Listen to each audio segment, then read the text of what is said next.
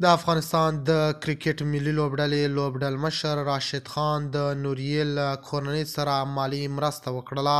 راشد خان هم د نوریې سره خپله خواخوږي شریکه کړه. د باور ټي وي چینل درنو لیدونکو سلام، ستړي مه شئ، وخت مو بخیر. په سر کې یادونه کوم که باور ټي وي چینل مو نوي سبسکرایب کړئ، په درنښت سره باور ټي وي چینل سبسکرایب کړئ.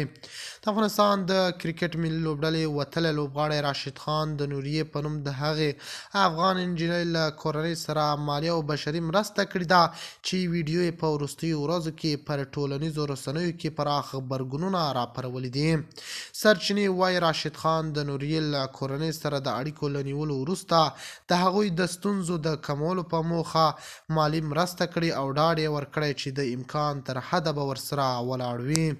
راشد خان په خپل پیغام کې ویلي، د افغانانو ترمنځ یووالی، همدردي او د یو بل لاسنیوی د هیواد د ستونزو د حل یوازینۍ لاره ده او هیڅ افغان باید یوازې پرې نه ښودل شي. نوموړي زیاته کړې چې نوریا او د هغې کورنۍ د سختو شرایطو سره مخ ده او دا د ټولو افغانانو مسؤلیت دی چې له هغوی سره مرسته وکړي.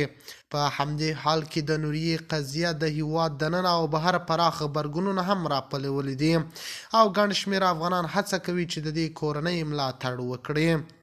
د افغانستان د کرکټ ملي لوبډلې لوبډلمشر راشد خان ویلي دي، دغه کار یو غیر اخلاقي او انساني کار دی چې له حد نه زیاتې موږ دردولی یو. دغه ویډیو چې چا خپره کړې ده باید خپله سزا وویني.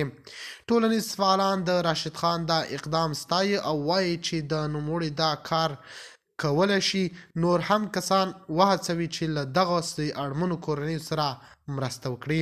راشد خان ټینګار کړی چې مرسته کول یوازې مالي ملاتړ نه دی بلکې اخلاقي ملاتړ هم ډیر مهم دی او دا ډول کړنې د ټولنې ترمنځ باور او یووالی پیاوړی کوي.